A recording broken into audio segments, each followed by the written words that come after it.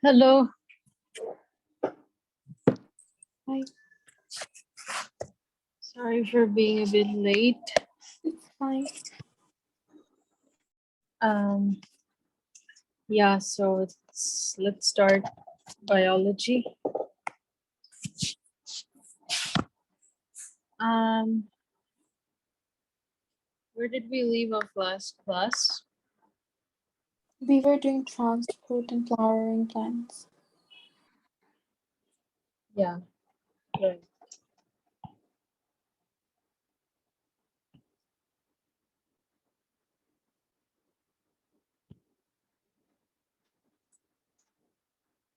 Yeah, I think we stopped here, right? So the absorption of water and minerals by root hair cells.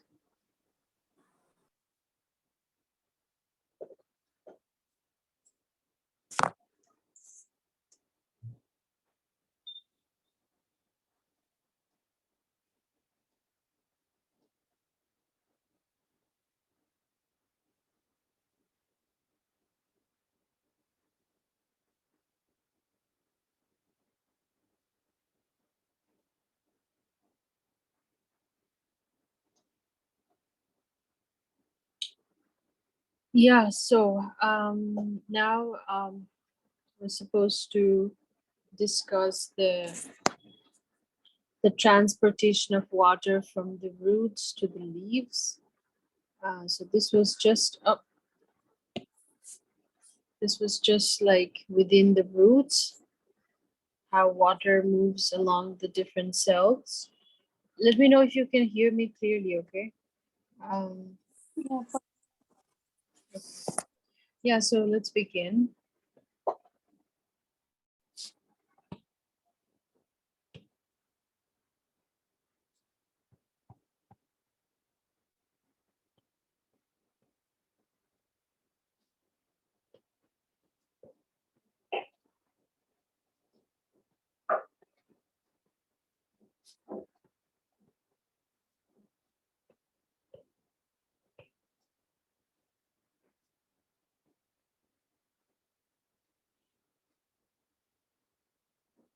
So obviously, when the water moves from the roots to the leaves, is going against the gravity, right? So it's going upwards.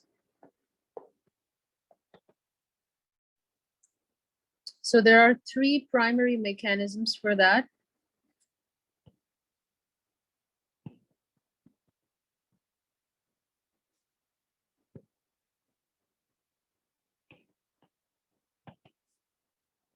So we have one, which is the root pressure, two, which is the transpiration, and three, that is capillary action. So you need to know all these three mechanisms. So let's talk about the first one. So number one, the root pressure, what is it? So like I said before, um, roots, they take in mineral salts from the soil um, into themselves, obviously. And what do they do to this mineral cells? They pump these mineral cells into the xylem vessels. Now, the movement of mineral salts, these are all by active transport. Only the water movement is by osmosis. Okay, so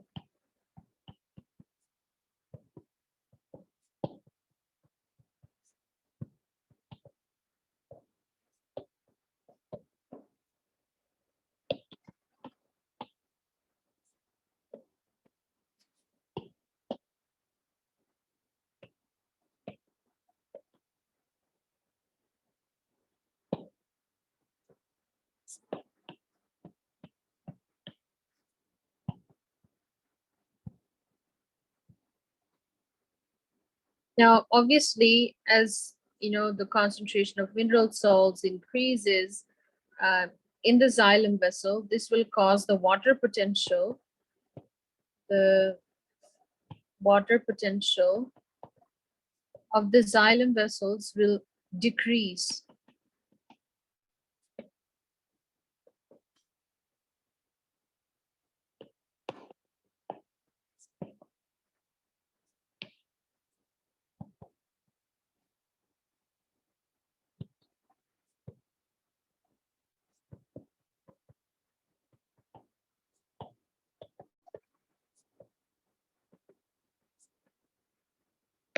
What are the cortex cells? The cortex cells, I think I already showed you a diagram of the vascular bundle in a stem.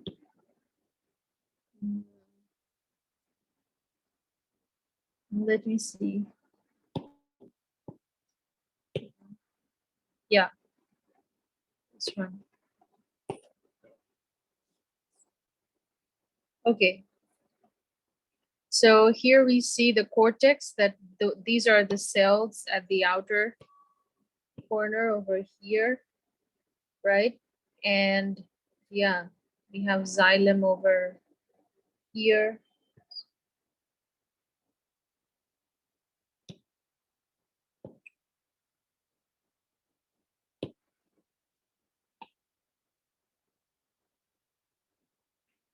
Okay, so the water potential of the xylem vessels will be lower than the water potential of the cortex cells. So what will happen? Obviously,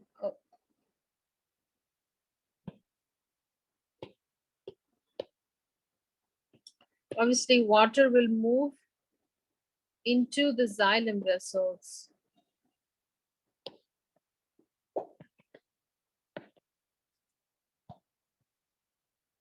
Why am I writing EX every time? It's so weird. Okay. Water moves into the xylem vessels by osmosis. This will create a pressure that forces the water to move upwards, okay? So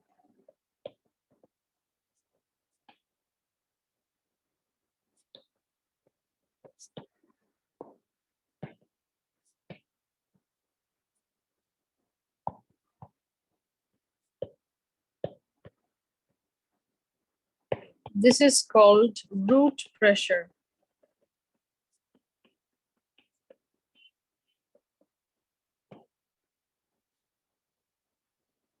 All right. So obviously the root pressure is not the main mechanism for the movement of water in most plants, because it can only force the water to travel a short distance. So we move on to the next one, which is transpiration. So what is transpiration? Transpiration is the loss of water, vapor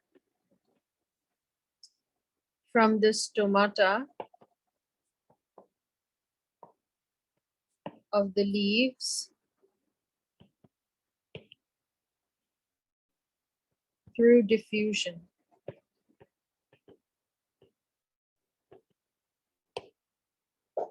All right, so the stomata, they have to be open for carbon dioxide intake due to obviously photosynthesis. And this will allow that loss of water vapor from, like I mentioned before, from the intercellular spaces of the spongy mesophyll layer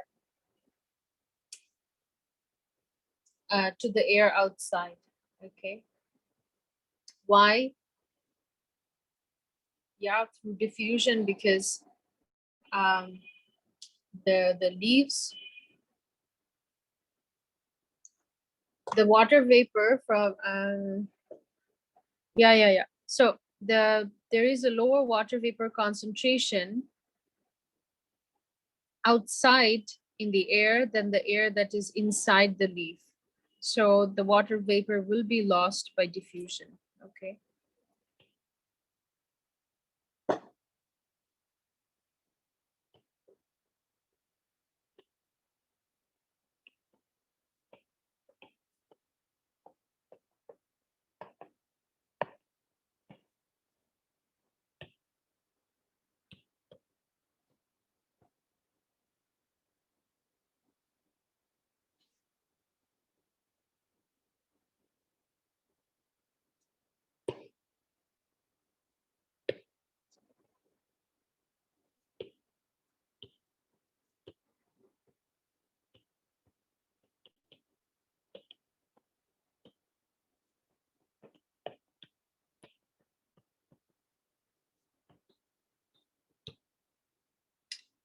Okay. Yeah, so transpiration will happen as long as the stomata is open. So that is like the cost to pay for the intake of carbon dioxide, because the stomata has to be open for carbon dioxide to get in, but then at the same time, transpiration is bound to happen. So there will be loss of water vapor. Now, now this is also the reason why there will be a transpiration pool. Okay, so maybe we'll go down. Why can't I do that? So weird. Oh, okay.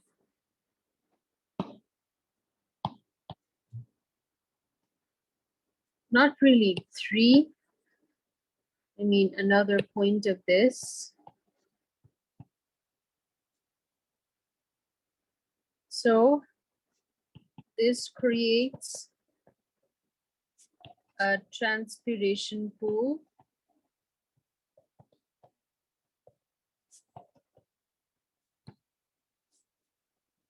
which is the main force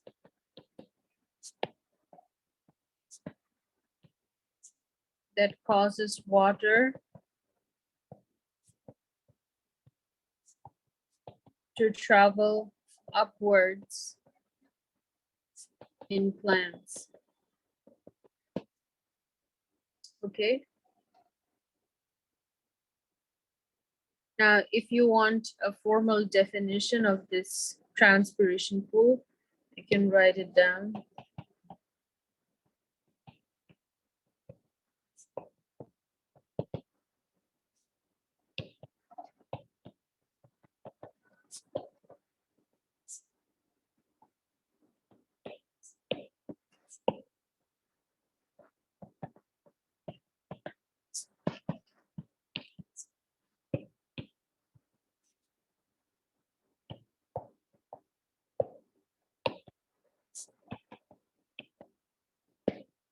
All right. Okay, and the last type is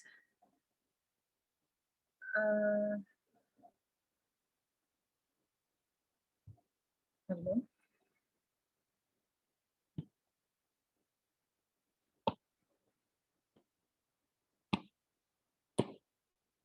Hello.